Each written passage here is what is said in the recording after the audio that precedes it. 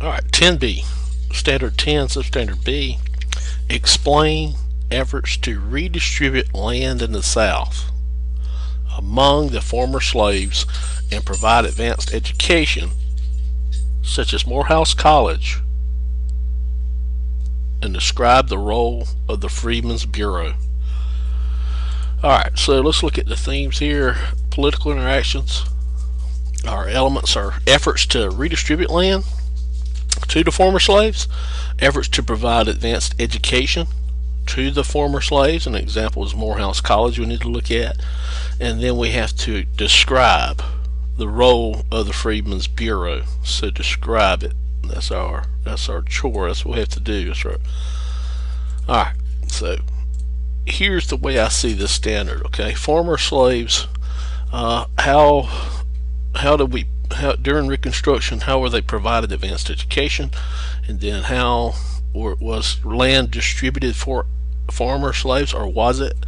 And then the Freedmen's Bureau, what services did it offer, or role did it take in dealing with former slaves? And that's the way I interpret this standard. You may look at it a little differently. After the Civil War, when slaves were freed, they had nothing. And the most eloquent way that this was written was in Frederick Douglass's The Life and Time of Frederick Douglass, that he wrote himself. He said, the slave had neither money, property, nor friends. He was free from the old plantation, but he had nothing but the dusty road under his feet. He was turned loose, naked, hungry, and destitute to the open sky. Very eloquently put, the situation that African Americans were in after they were released from bondage and during Reconstruction. So to meet this need that African Americans had, or the several needs that African Americans had from being released from bondage, radical Republicans wanted to meet that with the use of the government. And they passed during Reconstruction, radical Reconstruction, we spoke about already, the Civil Rights Act, and which Johnson vetoed, and then they overrode his veto. And also the Freedmen's Bureau Act, which Johnson vetoed, and then they overrode that veto. So this act, Freedmen's Bureau Act, creates the Freedmen's Bureau. And our standards we have to learn about, or focus here, we have to learn about the role of the Freedmen's Bureau. The Freedmen's Bureau in the Act itself in 1866 was called the Bureau of Refugees, Freed Men, and Abandoned Lands. Abandoned lands meaning lands that plantation owners owned during the Civil War, and they were fighting in the war, but they left and abandoned those lands to go to other countries to get away from the United States because they had lost. They fled into Mexico and other countries. Alright, so our standards want us to look at the redistribution of land, or efforts to redistribute land to former slaves, these efforts that were made.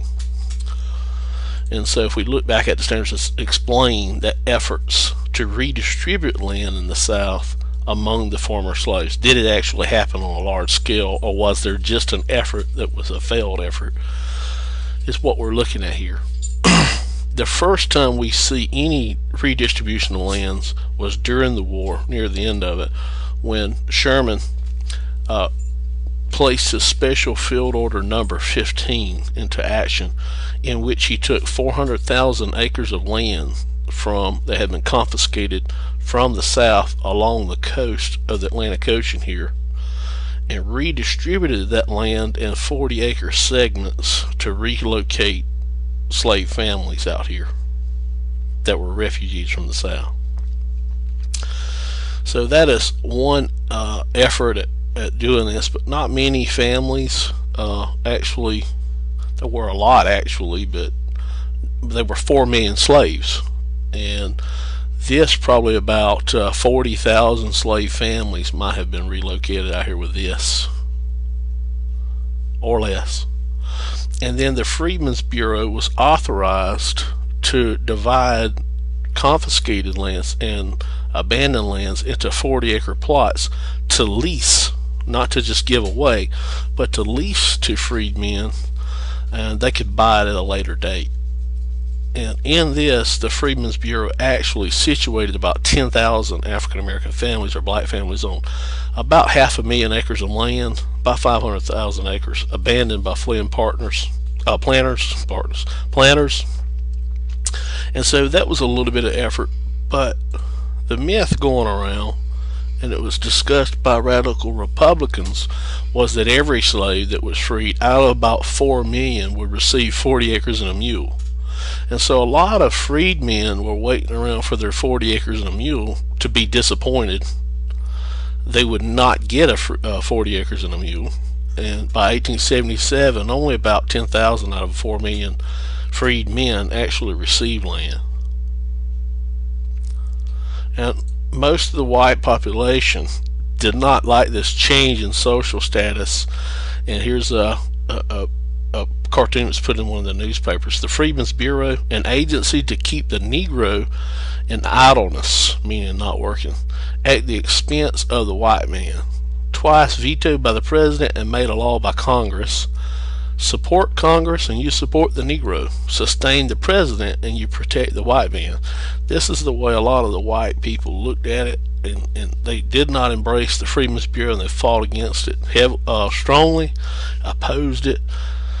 It really is not effective at redistributing land, so not much land is going to be redistributed. A lot of land that was taken, some of these Freedmen's Bureau generals or officials turned their heads, taking bribes from farmer landowners who would then intimidate African Americans to give the land back to them or sell it to them. Alright, but anyway, not much land was redistributed. Alright. The role of the Freedmen's Bureau, it was created as an agency within the War Department to provide temporary relief measures for African Americans, like to provide them with food if they needed it, shelter. Education was a big one, clothing, and medical care.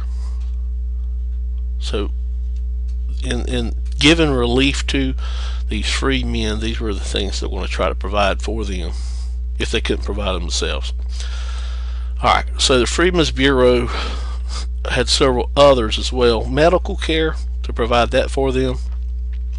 Also, any type of criminal trials in the southern part of the United States that was zoned out in those 5 military districts, the Freedmen's Bureau would supervise all the trials involving African Americans. If there was an African American defendant or victim, then the Freedmen's Bureau would be supervising those trials in court. All right, they would also supervise land titles to those abandoned lands and how they were transferred, and then they would also negotiate labor contracts between the free men and then the southern planters or landowners. And then they would oversee the courts to deal with labor disputes between these two, any disputes that occurred, the contracts between them and the disputes that occurred within court. So that was some of the roles of the Freedmen's Bureau. Alright, and here's one: provide advanced public education for former slaves. And our standards, this is explain or how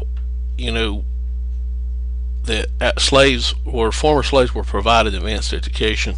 Morehouse College is an example, and then the role of the Freedmen's Bureau in that. So the Freedmen's Bureau was an agency set up to provide temporary relief, and one of those things was education, was to provide education for these free men.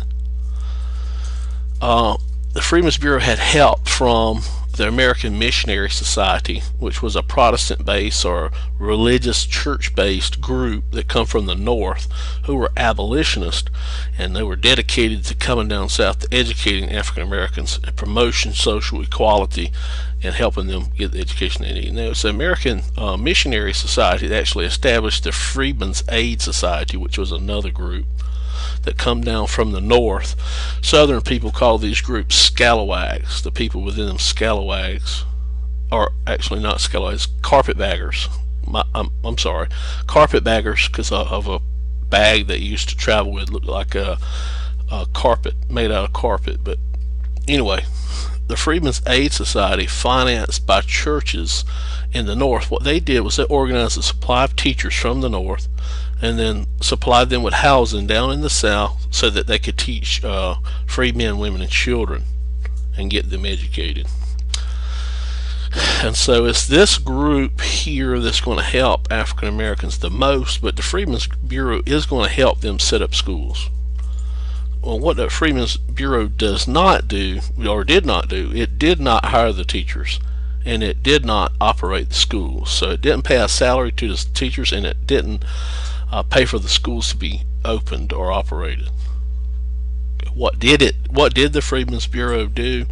It rented buildings that had been confiscated to the societies for schoolrooms or classrooms, and it provided books, and it provided transportation and protection for those teachers that are coming down from the north. And then it offered protections for the black students. A lot of them were adults, and some of them, most were children, and some were adults. Most of them were adults. To protect them from the opponents of black literacy, since in the South it was illegal to teach African Americans how to read and write. So the Freedmen's Bureau was to protect not only the teachers that were coming from the north and transporting them to the schools, but to also protect these black students who were going to schools there, and then to supervise over the schools. The Freedmen's Bureau would do, and that was its role in education. So the American Missionary Society set up that Freedmen's Aid Society, and what they would do is raise funds, recruit these teachers to come south, and that would operate, and then this missionary society would operate these schools. Alright, one school set up was called Morehouse College during Reconstruction. Atlanta Baptist Seminary is what it was called before. It was called Morehouse College. But Morehouse College was created and founded in 1667. It was moved to Atlanta, Georgia, and its nickname was called the Black Harvard. Dr. Martin Luther King Jr. went there and graduated from there. And it to educate free blacks during Reconstruction to become ministers and nurses, and to educate them to be professionals in society, and to change African Americans, to make them more literate, and to provide advanced public education for African Americans who had just been released. And that was located in Atlanta, Georgia. Here we are down here in southwest Georgia. Morehouse is in Atlanta, and it was created during Reconstruction. Okay, I think that's it. I think that was a very short one. Explain efforts to redistribute land in the South among the former slaves and provide advanced education such as Morehouse College, and describe the role of the Freedmen's Bureau. If you have any questions, please ask them in class. Good luck on the test and the EOCT during Reconstruction. So to meet this need that African Americans had, or the several needs that African Americans had from being released from bondage, radical Republicans wanted to meet that with the use of the government, and they passed during Reconstruction, radical Reconstruction, we spoke about already, the Civil Rights Act, and which Johnson vetoed, and then they overrode his veto. And also the free distributed for former slaves, or was it? And then the Freedmen's Bureau, what services did it offer, or role did it take in dealing with former slaves? And that's the way I interpret this standard. You may look at it a little differently. After the Civil War, when slaves were freed, they had nothing. And the most eloquent way that this was written was in Frederick Douglass's alright, 10B, Standard 10, Substandard B. Explain efforts to redistribute land in the South among the former slaves and provide advanced education such as Morehouse College, and describe the role of the Freedmen's Bureau. Alright, so let's look at the themes here. Political interactions. Our elements are efforts to redistribute land to the former slaves. The life and time of Frederick Douglass that he wrote himself. He said the slave had neither money, property, nor friends. He was free from the old plantation, but he had nothing but the dusty road under his feet. He was turned loose, naked, hungry, and destitute to the open sky. Very eloquently put the situation that African Americans were in after their release from bondage. Efforts to provide advanced education to the former slaves, an example is Morehouse College we need to look at, and then we have to describe the role of the Freedmen's Bureau. So describe it. That's our chore. That's what we have to do. That's right. Alright, so here's the way I see this standard. Okay, former slaves, during Reconstruction, how were they provided advanced education, and then how was land